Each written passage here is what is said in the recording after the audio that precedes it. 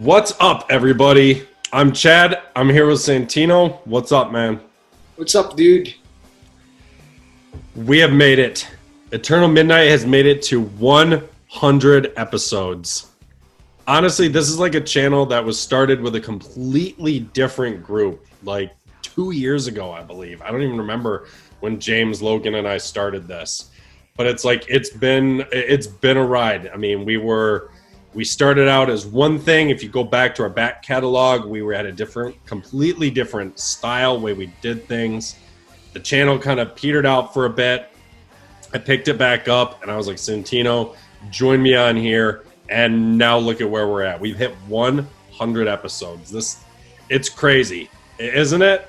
It is very crazy. So what are we doing for 100 episode, Chad? I was going to say, so to thank everyone for listening to us, you've heard God knows how many controversial opinions we've probably had with different franchises across the the years. So we decided we're going to tell everyone what our top 10 favorite movies are. Now, disclaimer, and I hate that I actually have to do this. These are not the top 10 best movies of all time. These are our top 10 favorite films. The films that either mean the most to us, they're the funniest comedies, they're films that to us are, if we were stuck on a desert island, these are probably the 10 movies we'd take with us. Oh, definitely. So just remember, these are our opinions across the board. If you feel, we're not even really going to go over synopsis. We're just going to talk about quickly through each one, what it means to us and why it's on our list. So let's dive right in. Santino, what is your number 10? Number 10 on my list is the only comic book movie that I have on my list. Number 10, Avengers Infinity War. I think, yes, I know. Avengers. I'm only making that face because you're like an Endgame fanboy. I thought for sure Endgame was your comic book movie. I love Endgame. I do love Endgame. I still love Endgame. I will continue to watch Endgame, but I think the hype for Infinity War, in my opinion, was way higher than Endgame was, because I remember going to Infinity War and having that experience of watching IMAX and seeing an opening shot of Thanos' ship destroying Thor's ship, and that entire thing, and like this whole movie kept me guessing, like, who's gonna die, what's gonna happen, will he get the stones, what is happening with Steve, what's happening with Tony, how are they gonna fight Thanos, how is Thanos gonna win, is he gonna win? This whole movie kept me guessing, and I think it was because it was the way it was written was so tightly written, and it was my favorite. I keep on watching this movie, and I never get tired of it. I never get tired of it. Everyone gets their shine. Everyone has their moment. Every single MCU character had their moment in this, and if they didn't have it in this, they had it in Endgame. So I did love that. I loved it so much. I think Infinity War has a great story of. I think it has real balls making Thanos the main character. Real balls making Thanos the main character, making him centered around the entire Marvel Cinematic Universe, and him arriving, and it's rare a villain built this much up. Usually it would fall flat, but not this one. So that's why Infinity War is, in my opinion, my favorite comic book movie and one of my favorite movies of all time. Yes, I love Endgame. Yes, I will treasure Endgame a lot. But for my money, I think if I was stuck on a desert island, I would have Infinity War on there. Nice. What about you, Chad? All right, so my number 10. Some people, maybe I haven't mentioned that much, but like one of my favorite franchises of like all time is the Godzilla franchise, and I was like, I got to pick something from that, and I'm going with Godzilla versus Destroyer. So Godzilla vs. Destroyer, for those of you who don't know, there's kind of like 4 Godzilla eras. There was the Showa era, the Heisei era, the Millennium era, and the new Legendary era, whatever you want to call it. And the Heisei era is like almost like universally like hailed as like the best movies. And Godzilla vs. Destroyer was the last one. And it is the one where basically like the whole movie, the story ties back to the original one. and it's Godzilla's basically dying the entire movie, and everyone knows, and if you don't, I'm sorry, but it doesn't change it. This movie ends with Godzilla dying brutally and tragically, and just I remember I first saw this when I was probably, I want to say like, because it came out in, I believe, like 95 or 96, but it didn't come to America on like DVD or Blu-ray until much later. So I saw it probably when I was like 20 or something like that, and it still made me cry watching Godzilla die. I mean, like, I grew up, Godzilla was my hero, and it's like watching him die the way he does in this film, it'll always hold a special place in my heart. And the rest of the movie is just, it's a blast the whole time. It's a good story across the board. Destroya is an awesome villain. The music, the effects, just across the board, Godzilla vs. Destroya is awesome. And I'm sure most people who are Godzilla fans, I'm sure most of you agree with me. All right. So Santino, number 9. Number 9, one of my favorite fantasy movies ever. A great concluding saga to an epic franchise, Lord of the Rings: Return of the King. Lord of the Rings: Return of the King is one of my favorite movies because I love fantasy. I love it more than sci-fi. Sorry, Star Wars fans, but I love it more than I love it more than I love it more than Star Wars. I love it more than a lot of space movies out there. Lord of the Rings, the Aragorn becoming the king. That was the whole thing. Like, wow, that's a hero. And Frodo destroying the ring and making it crumble into dust is like one of my all-time favorite scenes in movies. And the whole, again, like Infinity War, everyone gets a shine. Everyone gets a shine. Like Eowyn, the Rohan charge is amazing. Gandalf the White in all his full glory, helping out. Legolas and Gimli. And that ending, man, like, when they're all living happily their lives and like everything's changed, but it was worth it because Middle Earth is safe. Perfect. I have nothing else to say. Like, if you haven't seen Return of the King, what the hell are you doing? You should watch it, right? It really is a perfect movie. All right. How about you, Chad? My number 9. This one, I don't think I've ever seen this on somebody's favorite movie list, but it's like, I love this movie. The Curious Case of Benjamin Button. Oh. I remember the first time I saw this, I literally fell in love with this film. There's just something about the perfect way. I mean, this is like one of my favorite Brad Pitt roles ever. I thought he did an amazing job as old man, aging to a young man, and eventually like dying as a baby. And it's like, I love the mirror between him growing younger, mentally older, while Daisy, played brilliantly by Cate Blanchett, growing normally, and then like hitting that point where she's a young girl, he's an old man, they get closer together, and then he starts getting younger and she starts getting older. And I've seen a lot of people say shit like, they're like, oh, like Forrest Gump did it better, and I don't think so. I am not. If you love Forrest Gump, have at it. I am not the biggest fan of that film in the slightest. Like, a lot of people are like, oh, it's a good like look through time. And I'm like, Benjamin Button did it better. Benjamin Button did it much better. And sorry, Daisy is not a Jenny. Jenny was a bitch, and she brought Forrest Gump down so much for me. I can't stand that character. I don't know how she has any fans. But Benjamin Button, yeah, I think it's an amazing film. I love watching the time period, the time span from beginning to end. Brad Pitt did an amazing job. So did Cate Blanchett. I love it. I fucking love this film. All right. So number 8 for me. Number 8 is another satisfying conclusion to a great saga of fantasy. Harry Potter and the Deathly Hallows Part 2. Again, an amazing... also, for the record, this is the last blockbuster I'm having on here. I was going to say, are we doing all blockbusters? No. Right. For the record, this is amazing. I love Deathly Hallows Part 2. Ron and Hermione kissing.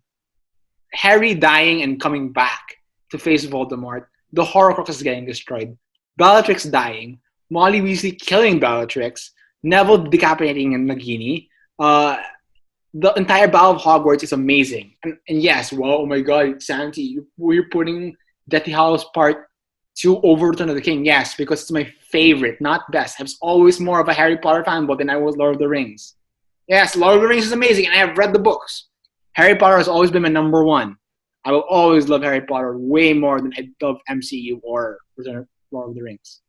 So I know. I think it's funny that both of us have like realized that it's like we both kind of have our sides. Like I prefer DC more than Marvel, but like neither of us are like power loading our lists with like films from those franchises. yeah, exactly. And we both got other franchises that we're both like, yeah, I like DC, you like Marvel, but we're both like, yeah, we've got other franchises that are better. Yeah, I mean, like Harry Potter has always been my numero uno. And it would be an offense to my. It would be an offense to myself. It would be an offense to myself if I didn't put one here. And I was thinking, should I put Prisoner of Azkaban? But like, no, Prisoner of Azkaban is like it's good, but I think DH Part 2 is really what sells the movie. And how can we forget like, Alan Rickman as Snape? His memories, that entire scene, man, still makes me cry. That was one of the best scenes of like all time for me. Always like that means so much to the Harry Potter fandom that like. I love it. All right. How about you, Chad, number 8? Number 8. Another film with Brad Pitt. And I know this is one you love. 7. Nice. 7 to me is just, it is like one of the most like perfect like crime thrillers like ever made. I mean, yes, the end, you know, the what's in the box has like become like a meme.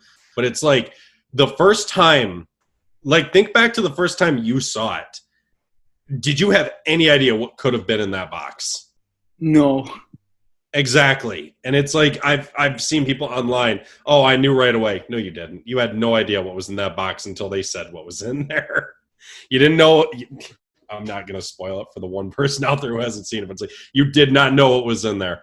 And what I loved about it was the smartness of John Doe's what he set up. He knew that by doing that to Mills, he was going to get killed and Mills would become the 7th sin. He said it himself as they were driving to the location. He's like, what I've done here is going to be talked about for years. Yeah. And if something like what happened in this movie happened in real life, it would be discussed for years. I mean, there would literally be like case studies that would always be done on this. This would be some kind of example of a true psychopath like rising to the top and getting away with everything they did. But 7 to me is just like, yes, it's dark. It's dreary. It's not something you watch when you're like in a down mood because it's probably not going to bring you out of it. Really but not. Just the performances, again, of Pitt, Freeman, and yeah, I know nobody likes him anymore because he's a pervert. But Kevin Spacey I thought was great as John Doe. Also, so all around... It also has the best opening credits ever. I love that. Yes, absolutely. Yeah, 7 is great. Another, and it's like, I know it's almost like so many movies have that, like, do you prefer X or Y? And I know it's always like Fight Club or 7. While I love Fight Club, I like 7 better. I like 7. It's almost like a Casino Goodfellas type thing. It's like you don't want to pick one, but you kind of gotta. And for me, it's 7. This movie is just, it's amazing. All across the film. Another gem from good old David Fincher. All right. For me, number 7. No. I put it on there also. And just for anyone listening, we did not plan this. Yeah. Neither of us knew each other's lists. Yeah. I asked him before we started, what's your list? And he said, no, let's wait till we record. Yeah, and I'm going to say it real quick because most people, you're not seeing us. You have got one hell of a poker face because you had no reaction when I said 7. So damn good job on that. Yeah, it was also on there. Yeah, 7. For all the reasons you just said. Morgan Freeman killed it. Brad Pitt killed it. Kevin Spacey was amazing. Best opening credit scene ever. It's like, well, we just talked about it. So right. So you go ahead. Okay. Moving on to my number 7. So this is one of my favorite. This is probably like I love this one because horror is like my favorite genre, but I also love a good laugh, and I have got an extremely weird sense of humor. Like it's hard for me to always find things that make me laugh. So when I find one that works, it works and it works well. My number 7, Shaun of the Dead. Oh yeah, brilliant film. I love it. Is what is there to say? The zombies in this movie are awesome. The comedy with Simon Pegg and Nick Frost is just perfect. And that's why I was like, let's not bother going over like the plots, because with a comedy, it's hard to point out specific things, but it's just like Edgar Wright did just such a damn good job on this movie. It came the hell out of nowhere.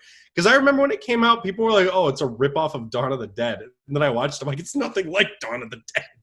But it's just across the board, the comedy is perfect. It's a great story for Sean, Ed, Liz, Diane, David, even Barbara. So it's like Shaun of the Dead. I love it. Great comedy, great horror film. The Queen scene at the bar is yes, hilarious. I love that. They're all fighting with the pool sticks. All right. What about you? What's your number? What are you up to? For my number 6. Number 6. All right. For my number 6, for the longest time, I always wanted to be a gangster. I love Goodfellas. Goodfellas is like my favorite, one of my favorite gangster movies ever. Joe Pesci is iconic in this movie. Okay, I will stand by that. Ray Liotta is good. Robert De Niro is amazing. We recently talked about this in Christmas and Crime, but I love Goodfellas, man. I love what it shows. I love the relationship that he has, and I love how scary the mob is. Like you can actually just get killed for doing the wrong thing. Like poor Samuel L. Jackson. One of my favorite scenes ever is like when Joe Pesci's like, "You're gonna be late for your own fucking funeral." Oh shit! Boom. And Goodfellas is one of those movies where I will never get tired of because I love crime. Crime has always been my genre. I love seeing it from the different aspects, from the higher ups of the Godfather to the low grunt work of the henchmen. Everything is interesting. Nothing is never not interesting when it comes to crime movies, and it will always remain one of my favorite genres ever. It's funny. It's like we said. It's like I'd have to say. It's like if I was going to compare Goodfellas and Casinos, I know where you're dead, but it's like Goodfellas. I would say probably is the superior film. But it's just like we said when we reviewed it. I had more fun with Casino, but I can never deny Goodfellas is perfection. It really is. How about you, Chad? Number 6. My number 6. Wow. And it's like, this is one that I get so many weird looks when I say this is one of my favorite movies, but I don't care. Chasing Amy. Oh. Have you heard of it? Kevin Smith. Yep. Kevin Smith. Old Ben Affleck film. What I like about it is I kind of see myself in Holden McNeil in this movie. I never fell in love with a lesbian and tried to convert her, don't worry.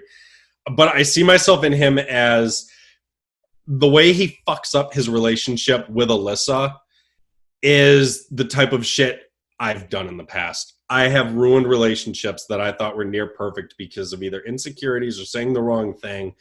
And I just kind of see a little bit of me in Holden McNeil, and I'm really able to relate to him or wanting what he knows he can't have when he first meets Alyssa. He's massively crushing on her. And then he's told, Hooper tells him, hey, you do know she's gay, right? And he's just like, oh, shit. And then he basically just breaks down still, and he's just like, I love you. I can't just be friends with you. And the fact that Alyssa then gives him a chance, it's just, I'm one of those people where it's like, I'm not the biggest when it comes to like romantic films, but I think the comedy in this film, more brilliant dialogue written by Kevin Smith. I love the directing. I love the chemistry between Affleck and Joey Lauren-Adams. And it's also very sad because at the end, I mean, most dramas, romantic comedies, they usually end being pretty happy, don't they? This one, everyone kind of lost. Holden lost Banky as a best friend. He lost Alyssa as a lover. And it just kind of ended in tragedy. But it's like, I still love this film and view it as it's such a feel-good film, which it shouldn't be, but it is. So massive props to Kevin Smith. Chasing Amy is one of my favorite movies. Nice. Okay, so for me, number 5. Midway there. Yeah, okay. Before I get into number 5, I'll let you know a little secret. Me being a movie lover, I'm a sucker for romance movies. I really am. I mean, when done right, you get awesome stuff like Han and Leia or Book Ron and Hermione. Romance done wrong, you get Kylo Ren and Rey.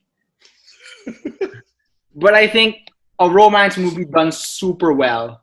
Romance movies, the best romance movies that I've seen are the Before trilogy. Before Sunrise, Sunset, and Midnight. It's a movie this entire trilogy spans 18 years of the same characters, and basically the entire movie is just, talking and them talking about their life, their past, their passions, who they are as people. And I think that nowhere is more present in the second movie, Before Sunset.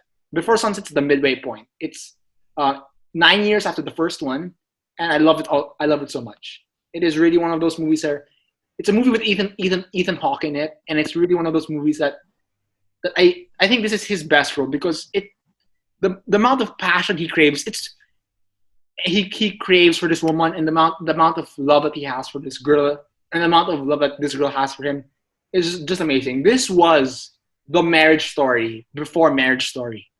This was that franchise. Not even a franchise. It's just a trilogy of awesome movies that I love near and dear to my heart. I think if I have like a gun to my head, or if I was straight on the hand, I think Before Sunset's the one where I genuinely love, and I really love to this day. It's the second movie. I'll give you all 3 of them. You can have all 3 of them. That's not cheating. Well, okay, fine. But like Before Sunset, in my opinion, is still my favorite out of the 3. So yes, that's why I love Before Sunset. All right. I've honestly never heard of them, but now I'm going to look them up. You should really watch it. All right, Chad, number 5 for you. Number 5. So honestly, I don't know anyone who doesn't love this movie. So cliche having it on the list. I don't care. I love this movie. Aliens. One of the best sci-fi action films of all time. It still has tons of horror in it. Some of the best action ever. Great cast of characters.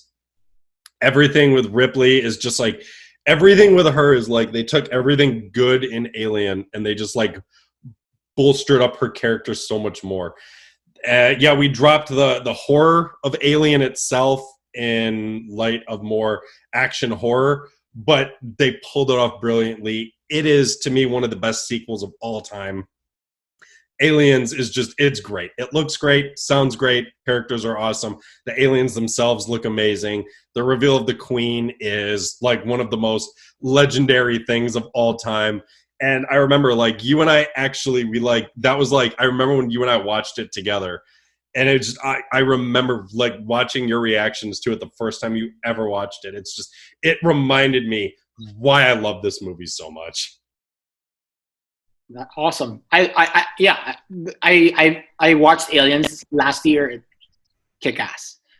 Really kick ass. I love Aliens. Definitely. So number 4. Number 4, my favorite sci-fi movie ever, Blade Runner 2049. Blade Runner 2049 is, till this day, one of the favorite sci-fi movies ever. It's a mystery set in Los Angeles in the year 2049. And it's awesome. I love how it incorporates the first Blade Runner. I love the thread that Kay pulls on, which basically unravels the secret of the child. And everything about it. Like, I watch the movie yearly because it's that good. I love everything about Blade Runner 2049. It is Ryan Gosling's best performance. I love Ana de Armas. I love Jared Leto. The cinematography is unmatched. And I remember watching this in the cinemas and being like, this is my favorite film of 2017. And it just really was an amazing film, and I have no, again, like all these other films, I have no knocks against it. I really don't. So yeah. Very nice. How about you, Chad? My number 4, going back to horror, the original Halloween. It's just rewatching it this year for when we did our retrospective. Like literally, I've probably watched the original Halloween 3 or 4 times in 2020. 2 times in October and a few other times before. It's just this movie to me, it ages like a fine wine. It just keeps getting better because it's like it perfectly represents like the way the world was 1970s culture. And it's not something that feels stuck like some movies, like we just talked about the first X-Men film, that just feels like it's stuck in the early 2000s.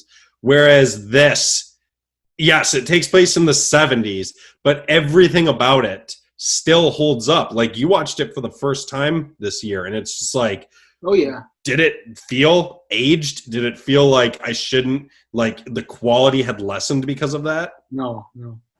Yeah, it's like Carpenter did such a damn good job with the first Halloween, and to me, it's one of my it's like one of my favorite movies. Yeah, it's we're doing our favorite movies. It's one of my favorite movies for a reason. It's just I love it across the board. The suspense is perfect. The scares are perfect. It's not to the point where Michael's like this uber unstoppable killer that can't be stopped. He's still a man, and it ends on such a great cliffhanger that I still think could have stopped there. But hey, it is what it is. We got a billion sequels because of it. But yeah, the original Halloween, near perfect all around. Awesome. All right, top 3. Top 3. Here you go. Number 3, the bronze medal, Whiplash. Whiplash is amazing. If you haven't seen it, I recommend you. It's from the guy who made La La Land. It's his first feature film. It has Miles Teller and J.K. Simmons, and this holds a special place in my heart because I love drums, and the way that music is portrayed in this movie, and the way the teachers portrayed in this movie is amazing, and everyone can relate. It's like I've had a teacher who pushed me beyond the limits, but was also borderline abusive, and you can relate to this. This is, in my opinion, J.K. Simmons. He won the Oscar for this. And I think it's well deserved because this movie was amazing. J.K. Simmons, Terrence Fletcher, is by far the scariest character I've ever seen in film. It's this guy. Wow. Because I recommend you watching it because he's scary because he's not like a Michael Myers or like a Joker. This is a guy you can actually meet in real life, and that scares the hell out of me. So yes, Whiplash I think is amazing, and it's one of the, again, no flaws. It's one of my favorite films of all time. Yes. All right. Well, my bronze medal goes going back to sci-fi, Starship Troopers. No way. Yeah. Really? Number 3. Wow. Yes. I adore this film, and it's like I hadn't watched it in a while.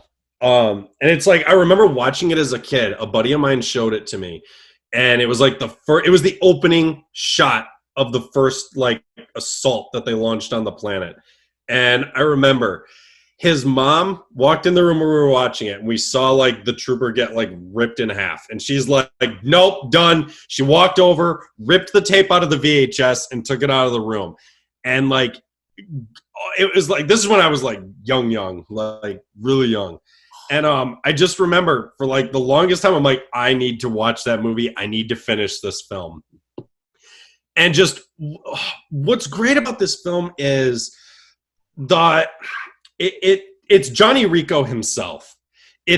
He does such a great transformation from beginning to end of this film. Starts out as just regular old high school kid, goes to grunt in the boot camp, works his way up, fucks up and gets someone killed, gets demoted, is ready to quit. War starts. He begs to stay and eventually makes his way up to the top nearly and becomes like basically like a hero of the war. So it's like it's his hero, but it's also his it's the side characters we get. Jake Busey as like his best friend is awesome. Anyone who's seen it knows Jake Busey is awesome in this film. And then we get Dina Meyer as Diz. She's awesome. She is a badass. This girl is a badass for anyone who hasn't seen it. And Denise Richards as Carmen Ibanez. She's kind of a bitch. The way she breaks up with Rico is really bitchy, I think. But hey, whatever. That's just how it goes. But yeah, while it is the characters I love about this film, it's also the story of war. And I think they do it really well. The way this world operates of citizens and civilians, and to be able to vote and join the government, you have to be in the military for a set amount of time. But also it's the effects. Yes, some of the CGI doesn't hold up. Oh my God, poor everyone. The damn thing came out in 1997. Oh, the world's ending.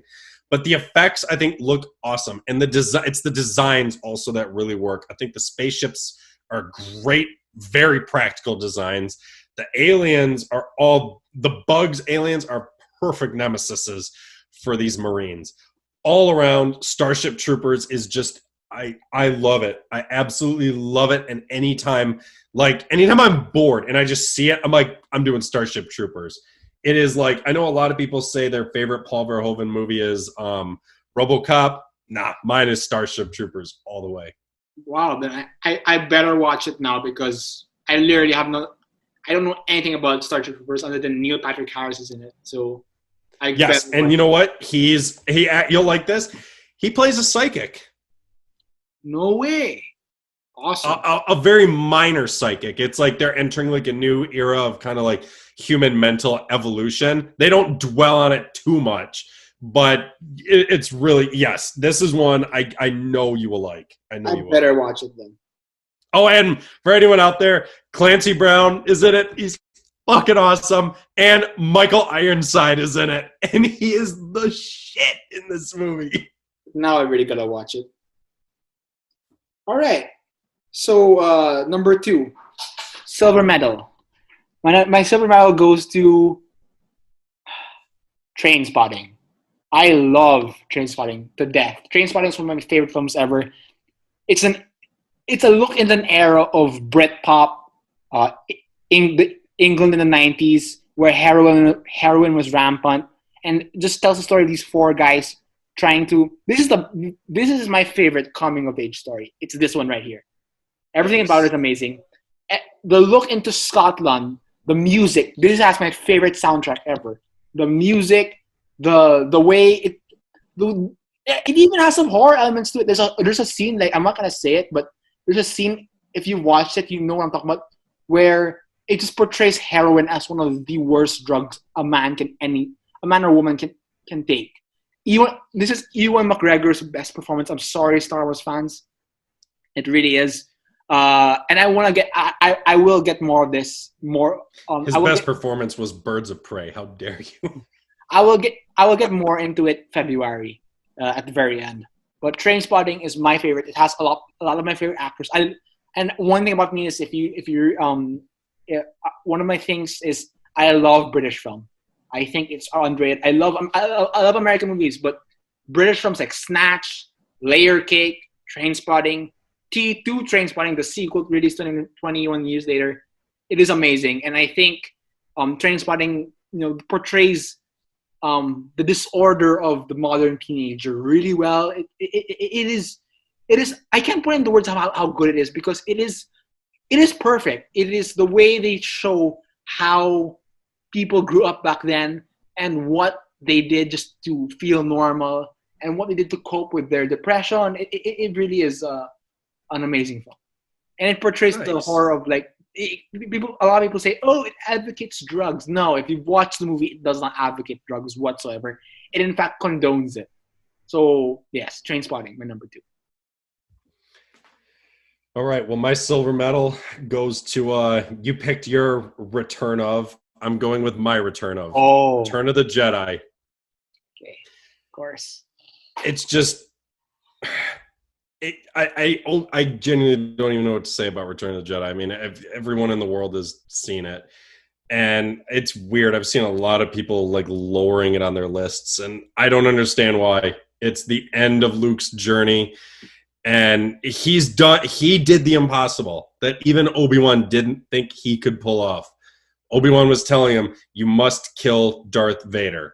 And look what Luke was able to do with the way Luke as a character is, filled with hope and believing in second chances, believing in the good of people. And look what Luke pulled off. He was instructed to kill Darth Vader.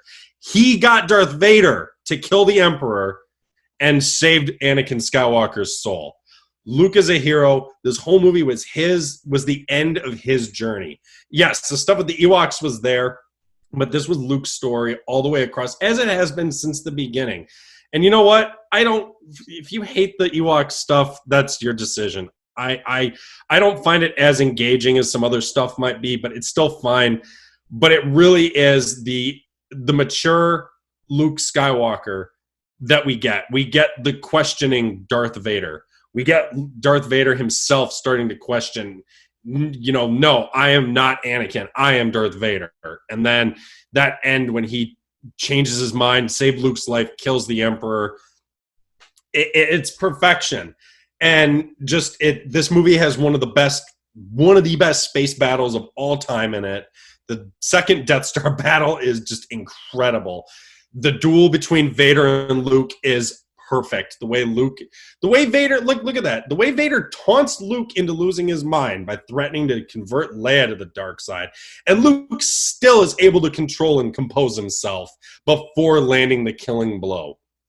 It's just, across the board, Return of the Jedi it's one of those movies that I remember I watched it more than any of the others as a kid. And I still watch this one more than any of the other ones whenever I want to pop in a Star Wars film. It's the best Star Wars film. And yeah, my number 2 favorite. Right. Finally, we're at the end. Number 1, the gold medal goes to Star Wars The Last Jedi. It is really one of the most perfect... Oh, fuck, I can't even finish the sentence.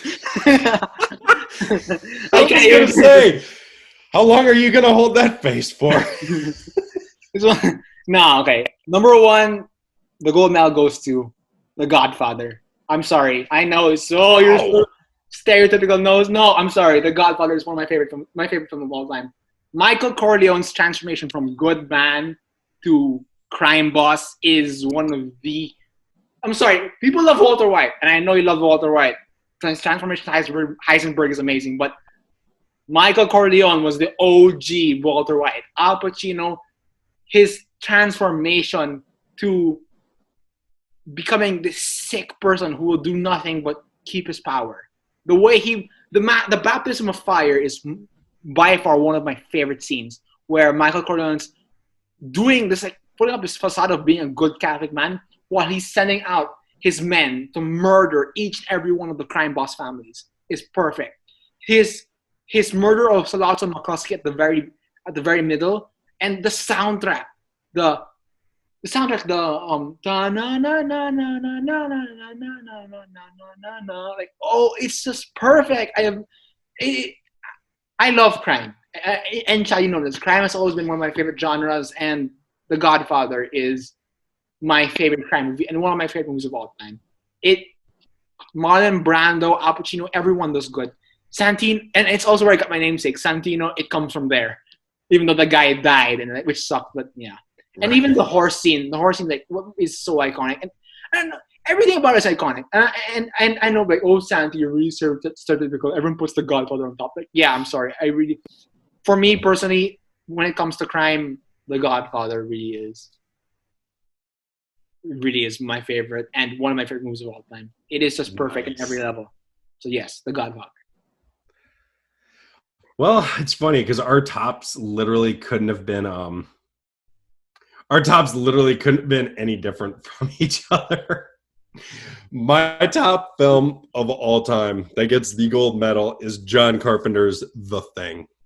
Oh, of course. It is just when it comes to practical effects, this movie takes the fucking cake. Absolutely. When it comes to isolation, this wins. When it comes to paranoia, this wins. It's just, and again, horror being my favorite genre. I mean, everyone had to have known a horror movie was probably going to run last, but it's just like, just every, I don't have anything to say other than across the board, this film is perfection. And this is one of those movies, almost like Jaws or Wizard of Oz. Just don't ever bother trying to remake it. Just don't, because you can't top this. This was told perfectly the way it was. The casting was perfect across the board.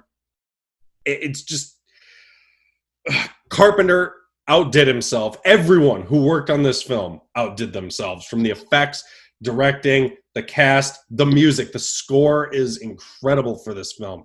And it just makes me so sad that this film didn't make shit when it came out, because it came out around the same time as E.T. And it was like, this was one of those films, it was hated when it came out.